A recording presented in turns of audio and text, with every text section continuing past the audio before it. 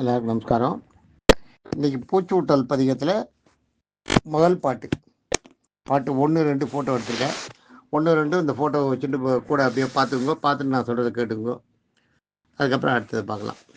இன்னைக்கு பாடல் 1 பெரியாழ்வார் எழுதினது பூச்சூட்டுறது. முதல்ல குளிப்பாட்டுறது பார்த்தோம் இல்லையா, நீராட்டம் முடிஞ்ச உடனே அடுத்தது குளிச்சுட்டு வந்த உடனே பூச்சூட்டிக்கிறது. அந்த காலத்தில் ஆண்கள் பெண்கள் எல்லாருமே பூச்சூட்டிப்பா.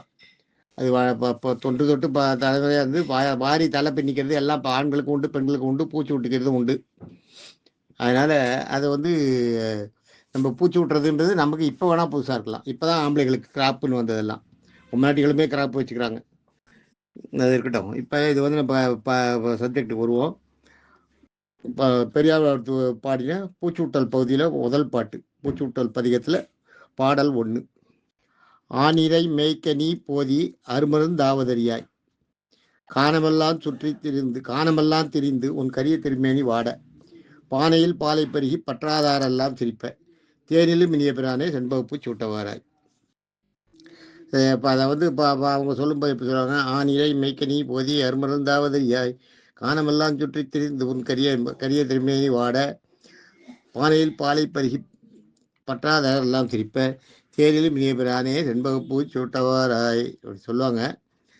அது இதுக்கு அர்த்தம் என்னன்றதை பார்ப்போம். ஆநிறைன்றது என்னன்னா பசுக்கள் கூட்டம். ஆனா பசு, நிறைனா அந்த மந்தைன்னுவாங்க தெரியுங்களா. பசுக்கள் கூட்டம் தான் அதை மந்தைன்னுவாங்க. ஆநிறை மேய்க்க நீ போதி, இந்த மாடுகளை மேய்க்கிறதுக்கு நீ போகும்போது ஆணையை மேய்க்க நீ போதி அருமருந்து ஆவதறியாய், நாங்கள் எவ்வளோ பெரிய பாவத்தை எல்லாம் எங்களுக்கு விலக்கி எங்களை எவ்வளோ பெரிய இக்கட்டில் இருந்தெல்லாம் காப்பாற்ற போகிறேன். ஆனால் அதெல்லாம் தெரியாத மாதிரி நடித்து எங்கள் கூட சும்மா சாதாரண மாடு மேய்க்க வரவங்க மாதிரி வந்துட்டுருப்பேன் அப்படின்றத சொல்கிறேன். ஆணையை மேய்க்க நீ போதி அருமருந்து ஆவது, போதின்னா போகும்போதுன்னு அர்த்தம்.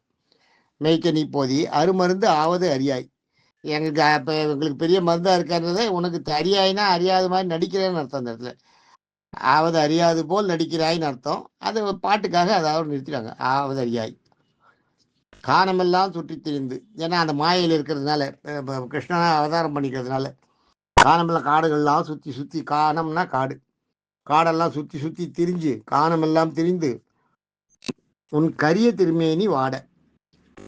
கரிய திருமேனின்றது என்னன்னா, கரியன்னா மேகத்து மாதிரி கண்ணங்கரையில் இருக்கிற திருமேனி, இந்த உடம்பு கிருஷ்ணனோட உடம்பு, அதாவது பூத உடல் வாடி போச்சான். அப்படியே கண்ணங்கரையில் இருக்க கிருஷ்ணனோட மேனி வாடி போச்சான். வாடி போச்சுன உடனே பானையில் பாலை பருக, பானையில் உடனே ஓடி வரான். வீட்டுக்கு உடனே பானையில் பால் இருக்கான். ஏதோ ஒரு வீட்டில் நுழையுது, எல்லா வீடும் வருது மாதிரி தான் அங்கே கோகுலத்தில். ஏதோ ஒரு வீட்டில் நுழைஞ்சு பானையில் பாலை பருக, பானையில் இருக்க பால் முழுசாக குடிச்சாரான், எல்லாத்தையும் குடிச்சிட்டாரான். பானையில் பாலை பருக, அதையெல்லாம் சாப்பிட்டுட்டு போரலையான்ற மாதிரி இப்படி பார்த்தாரான். அதை பார்த்து இவர் பானையில் பாலை ஒரு ஓடி வரும்போதே தெரிஞ்சுட்டான், எங்கே எந்த வீட்லேயும் உள்ள புது திருட போகிறான், எதோ திருடி தின போகிறான்ட்டு எல்லா ஆட்சியர் பெண்களும் பின்னாடி ஒளிஞ்சிட்டு பார்க்குறா. எல்லாம் விளையாட்டான் அவளுக்கு. ஒளிஞ்சிட்டு பார்க்குறா, என்ன பண்ணுறான், இவனை சாப்பிட வேண்டாம்னு சொல்லலை. ஏன்னா பசு கூட்டங்களை கூட்டு போய் காட்டில் ஏற்படுற எவ்வளவோ ஆபத்துக்களை காப்பாற்றுறாங்க, இவனை சாப்பிட வேண்டாம்னு சொல்ல. சின்ன விளையாட்டு இதெல்லாம். அது மாதிரி இவர் பாலை திருடி குடிக்கும்போது எல்லாரும் சுற்றி நின்றுருக்கலாம், வேடிக்கை பார்த்துட்டுருக்கலாம். அப்படி இப்படி எடுக்கலை, சந்தில் ஓரத்துல எல்லாம் ஒளிஞ்சிட்டு வேடிக்கை பார்த்துட்டு இவன் பாலை சாப்பிட்டுட்டு போறலன்ட்டு ஐயோ போறலையா பால் இப்படி அப்படின்னு பார்க்குறான், வேற எங்கேயாவது இருக்கான்னு. அதை பார்த்துட்டு எல்லாரும் சிரிக்கிறாளாம். அதான் பானையில் பாலை பருகி பற்றாததால் எல்லாரும் சிரிக்கன்னு வரணும். பற்றாதார் எல்லாம் சிரிப்ப பற்றாத எல்லாரும் சிரிக்காளா. தேனினும் இனிய பிரானே, ஏன்னா இவ்வளவு நாங்கள் செல்லம் கொஞ்சம் இல்லையா, இந்த ஆட்சி பெண்கள்லாம் செல்லம் கொஞ்சம் இல்லையா, அதனால தேனிலும் இனிய பிரானே, தேனை விட இனிப்பாக இருக்கக்கூடிய எங்களுக்கு பேருதவி புரிபவரே. பொதுவாக பிரயாணின்னா பேருதவி புரிபவர்னு அர்த்தம். பேருதவி புரிபவன் அப்படின்றதாக அர்த்தம். அது அந்த இடத்துக்கு ஏற்ற மாதிரி கொஞ்சம் மாறும்.